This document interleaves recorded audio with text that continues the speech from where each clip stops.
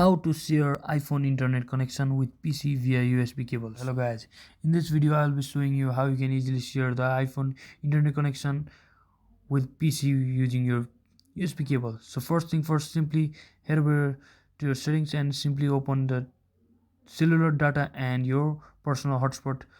Make sure it's discoverable by your PC, which is the most important part in this tutorial today. And once you are inside your PC, just make sure to turn off your Wi-Fi, and from here you will see the my device name, this iPhone here. You can simply connect it from here like this. You can type in the password that we provided earlier, or you set it, which you set earlier, like this. And once you connect it from there, you can simply make sure you just type in like this control to quickly open the control panel, and simply head over to your network and sharing center, and inside that simply change adapter settings from here and wait for some time for your iPhone device to appear.